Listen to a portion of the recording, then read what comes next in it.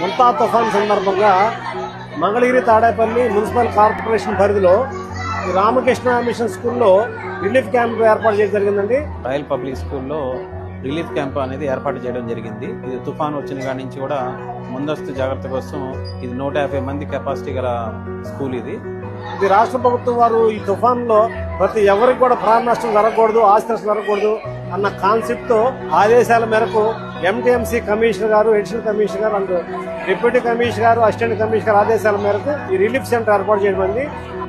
దానికి సంబంధించి మనకి ఇక్కడ మెడిసిన్ నిరంతరం 24 అవర్స్ ఇక్కడ మెడిసిన్ సప్లై కూడా ఎప్పుడు ఉంటుంది.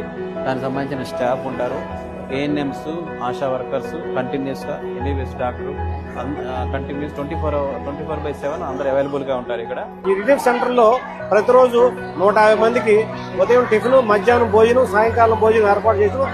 అలాగే చిన్నపిల్లలకి బిస్కెట్లు, పాలు ప్యాకెట్లు ఏర్పాటు చేయడం జరిగిందండి.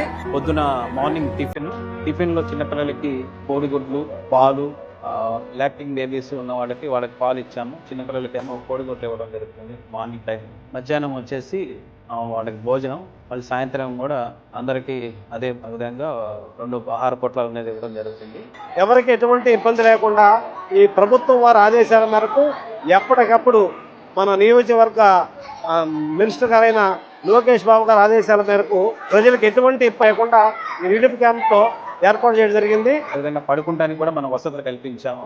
వాళ్ళకి ఎటువంటి ప్రాబ్లం లేకుండా మనం ఈ క్యాంపులో ఇవ్వడం జరిగింది. దీన్ని ప్రభుత్వం నుంచి మనకి అన్ని విధాలుగా కూడా ఆదుకోవడం అనేది జరిగింది. ప్రజలు కూడా దీని మీద చాలా బాగా ఏర్పాటు చేశారని చాలా ఆనందంగా ఉన్నారు.